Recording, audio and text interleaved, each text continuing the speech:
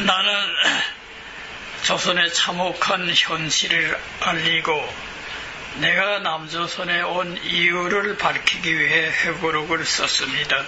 사랑하는 조선인민들이 김정일 독재를 반대하고 민주주의 투쟁에 나서는데 나의 글이 도움이 되기를 바랍니다. 황장엽의 회고록. 나는 역사의 진리를 보았다. 작은 나보다 큰 나를 위해 다시 권력의 중심으로.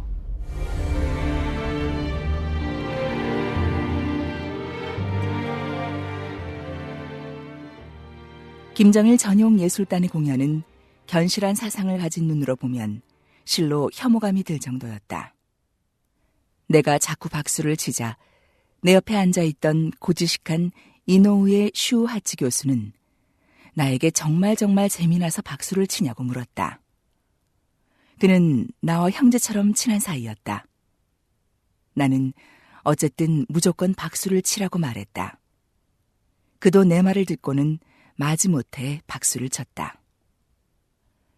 김정일은 자신의 전용 예술단이 공연을 할 때 박수를 잘 치지 않으면 몹시 화를 냈다.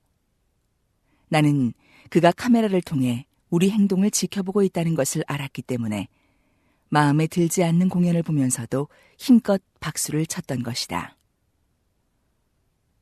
떠들썩한 생일잔치가 끝난 뒤로 나는 차츰 주체 사상을 종교와 결부시키는 문제를 생각하기 시작했다. 나는 마르크스의 계급투쟁론, 반영론 등과 함께 그의 종교에 대한 그릇된 태도에 대해서도 불만을 느끼고 있었다. 마르크스주의는 사상과 문화의 계급성을 주장하는 이론에 따라 지난날의 일을 적대 계급의 것으로 보았기 때문에 과거에 대해 적대시하는 경향이 강했다. 특히 종교의 비과학성과 계급성을 강조하면서 종교가 갖는 긍정적인 역할을 과소평가했다. 그에 비해 나는 새로운 것은 반드시 낡은 것을 계승한다는 데 기초하여 혁신을 일으켜야 한다고 생각했다.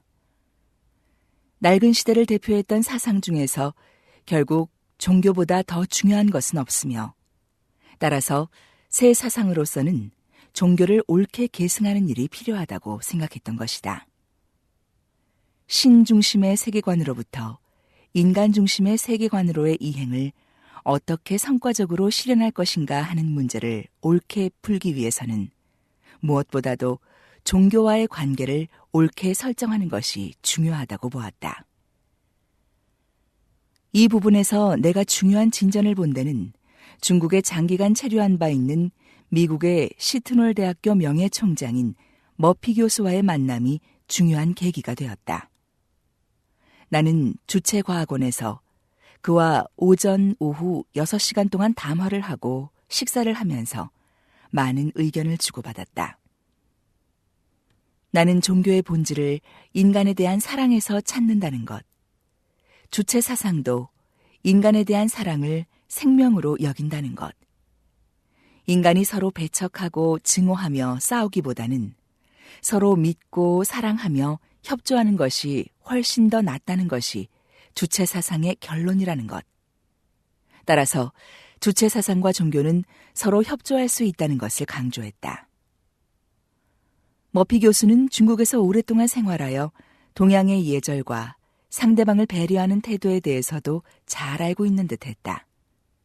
그는 자기도 이제부터는 주체 사상 신봉자가 되겠다고 하면서 주체 사상을 지침으로 삼아 모든 종교를 하나로 통일시켰으면 좋겠다고 말했다. 그의 말이 상대방에 대한 예의를 의식한 즉흥적인 발언이라 할지라도 나로서는 중요한 힌트를 얻는 계기가 되었다. 마르크스는 종교를 반대했다. 그러나 나는 종교와 주체 사상을 결부시켜 신중심의 세계관으로부터 인간 중심의 세계관으로의 이행을 인간에 대한 사랑을 초점으로 하여 점차적으로 자연스럽게 실현해 나가야겠다는 생각을 갖고 있었다. 그러면서 나는 종교인들과의 교류에 관심을 돌리게 되었으며 모든 종교의 특색을 살리면서도 각 종교가 내세보다는 현실 세계에서 인간을 사랑하고 인간의 운명을 개척하는 데 이바지하는 방향에서 서로 협력해야 한다고 생각했다. 그리하여 종교의 새로운 발전을 일으켜야 한다는 믿음을 갖기 시작했다. 나는 이 문제와 관련하여 이상주의자라는 비난을 받았다. 하지만 비록 현재로서는 실현 가능성이 희박하다고 해도 시작만이라도 해야 한다는 신념에는 지금도 변함이 없다. 세계가 그야말로 급변하던 1992년부터 93년 무렵에 나는 많은 글을 썼다. 그중에 1993년 10월에 초고를 끝낸 주체 철학의 기본 문제는 내 사상의 기본을 요약해 보려고 시도한 글이었다. 이 글은 1장 우주관, 2장 사회 역사관, 3장 인생관, 가치관, 4장 변증법, 5장 방법론, 이상사회 건설의 방법론의 5장으로 구성되었다. 나는 시간이 안 되면 하다못해 이 글만이라도 정리하여 세상에 내놓아야겠다고 생각하고 망명할 때도 가지고 왔다. 의암 초대소에서 나는 6년 동안 좋은 조건에서 책도 많이 읽고 글도 많이 쓸 수 있었다. 이는 학자로서는 누구도 누릴 수 없는 특별한 혜택이었는데 그 점에 대해서는 늘 감사해왔다. 1993년 말경 김정일은 나에게 전화를 걸어 국제비서를 다시 맡아달라고 했다. 나는 기쁘기보다는 가슴이 철렁했는데 처음 국제비서가 될 때보다도 심적인 부담이 더 컸다. 왜냐하면 처음에는 야릇한 호기심도 마음 한구석에 있었으나 이번에는 이미 권력의 중심부가 얼마나 살벌한 하루하루를 살아가야 하는지를 잘 알고 있던 터였다. 나는 잠시 뜸을 들이다가 목이 좋지 않아서 수령님을 모시기 곤란하다고 대답했다. 그러자 김정일이 웃으면서 목이 쉬면 수령님 귀에 가까이 대고 크게 말하면 된다고 말했다. 그러면서 그는 국제부가 이제는 외교부를 지도 통제하지 않고 세계 각국 당들과의 교류만을 사업으로 하고 있다는 것과 당들과의 사업이 곧 사상이론 사업이기 때문에 사상이론 전문가가 비서를 맡는 게 옳고 따라서 주체사상연구소를 국제부에 합병시키라는 것이었다. 나는 사실 그렇게 하지 않으면 안 되는 이유를 알고 있었다.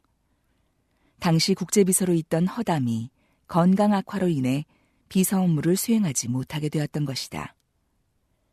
허담은 형식상 최고인민회의의 대외 사업을 맡고 있었으나 신병 치료 때문에 일을 제대로 할 수 없었다.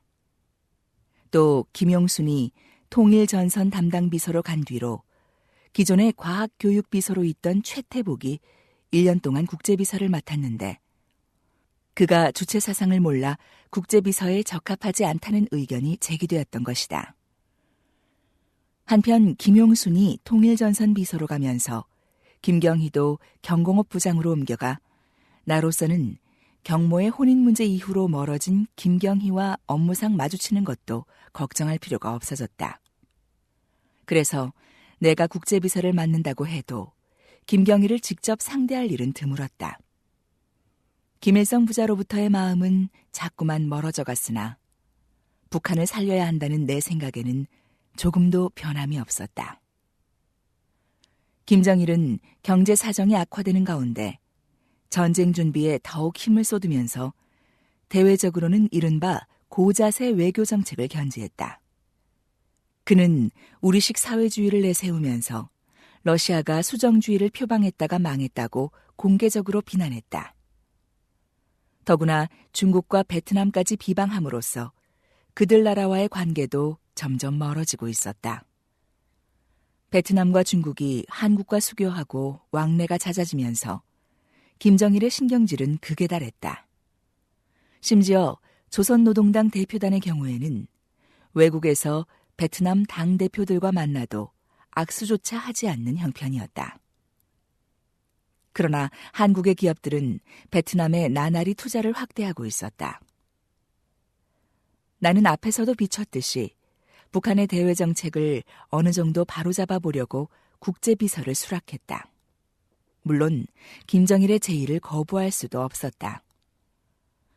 나는 국제부로 돌아오자마자 국제정세의 분석을 기초로 해서 당 외교의 기본 방향을 내놓았다. 거기에는 특히 중국, 베트남, 라오스, 캄보디아 등 가까운 나라들과의 관계를 개선하기 위한 대책이 들어있었다. 김정일은 나의 제의를 지지해 주었다. 김정일의 비준을 받은 나는 중국의 광저우와 주하이 같은 개방 지역을 방문하면서 중국의 개혁 개방 정책의 성과에 대해 다시 한번 깊은 감명을 받았다. 나는 장쩌민 주석과도 두 번째로 만나 뜻깊은 담화를 나눌 수 있었다. 나는 그가 중국과 같은 대국을 능히 이끌어 나갈 수 있는 큰 인물이라는 것을 느꼈다. 중국에 대한 김정일의 질투심에 영합한 외교부 간부들은 중국이 자본주의로 간다느니 민족 이기주의로 간다느니 하면서 대만과의 교류를 재개하고 나섰다. 그들은 대만 주패장, 즉 대만 카드라고 하면서 대만과의 연계를 중국을 견제하는 무기로 활용하려 했다.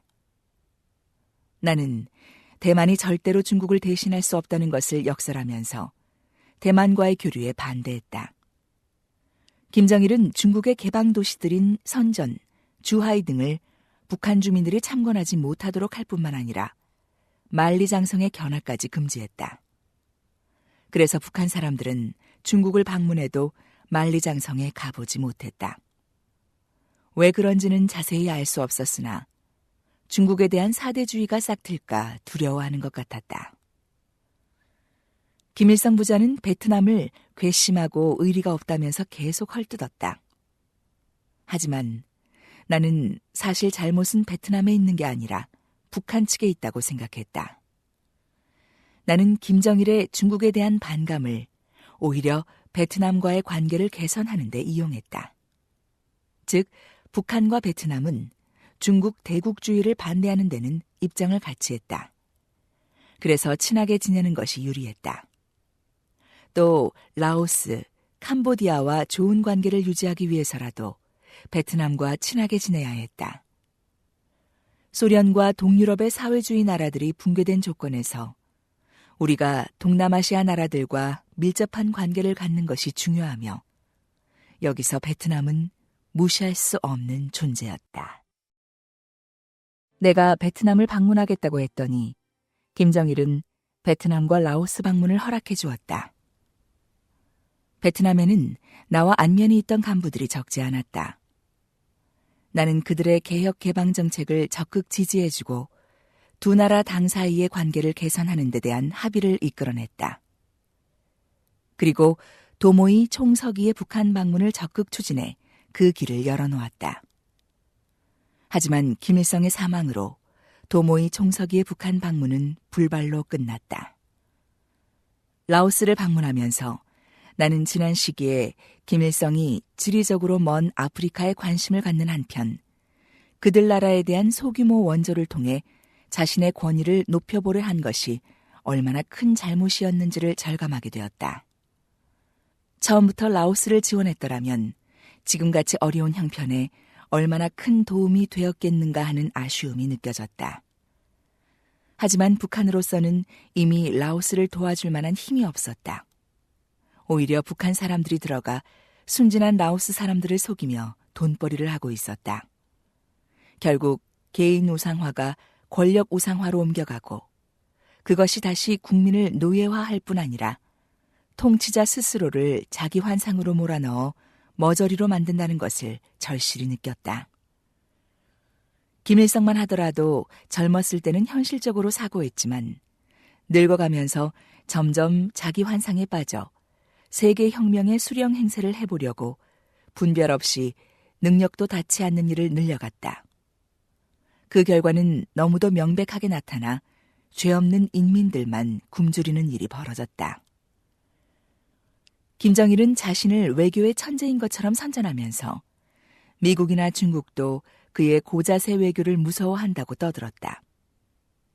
그는 중국의 지도자들이 자기를 미워하면서도 무서워서 감히 건드리지 못한다고 말했다.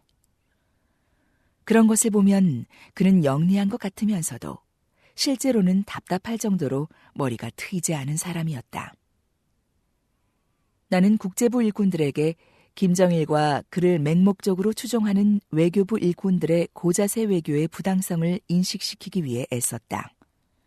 또 외교에서 허명보다는 실리를 취해야 하며 멀리 내다보면서 때로는 양보하고 때로는 져주면서 국제적인 지지와 신뢰를 확보해야 한다고 강조했다. 권력의 중심으로 다시 돌아온 후의 내 생활은 초대소에 있을 때와 별로 다를 게 없었다. 예전과 마찬가지로 집에는 일주일에 한 번 정도 들어갈 뿐이었다. 나는 오랜 습관으로 와이셔츠나 양말 등 다림질을 하지 않아도 되는 것들은 내가 직접 빨았고 자잘한 바느질도 했다. 아내는 나에게 궁상을 떤다고 잔소리를 늘어놓았지만 그것도 건강에 필요한 하나의 운동이라며 둘러대어 겨우 납득시켰다. 나는 아침 식사는 하지 않기 때문에 걱정할 것이 없었고 점심은 운전기사를 시켜 집에서 날라다 먹었으며 저녁에는 집에 들어가 가족들과 식사를 하고는 다시 나왔다. 이 무렵 나는 손녀를 만나는 것이 무엇보다 큰 즐거움이었다. 그래서 저녁을 먹고 사무실로 나가려다가도 지연이가 안 보이면 왠지 쓸쓸해지곤 했다. 하지만 그 아이의 고사리 손으로 배웅을 받기라도 하면 힘이 나고 기분이 좋아졌다. 일요일이면 외손자와 외손녀들이 모여들었다. 그 애들이 할아버지를 부르며 달려들어 과자나 사탕을 달라고 조를 때의 행복감이란. 그래서 외국 출장에서 돌아올 때는 되도록이면 사탕이나 과자를 많이 사서 사무실에 갈무리해 두었다가 일요일에 가지고 들어가 나눠주고는 했다. 나는 손녀를 타가소에 보내 다른 애들과 어울리게 하면서 단련시켰다. 아들과 며느리는 이런 문제에 관심이 없었지만 나는 꼭 타가소에 보내도록 엄격하게 지시했다. 국제비서의 손녀라면 다른 길도 있었을 것이다. 하지만 나는 일반 타가소에 보낼 것을 굳이 고집했다. 저녁에 집으로 들어가면 지연이가 쑥 나서면서 타가소에 갔다 왔다면서 귀엽게 맞았다. 어떤 날은 타가소에서 애들과 놀다가 상처를 입고 돌아오기도 했다. 그런 날은 그 애의 심정을 알고 싶어 왜 피가 났냐고 물어보곤 했다. 그러면 지연이가 울먹이면서 아무개가 그렇게 했다고 대답했다.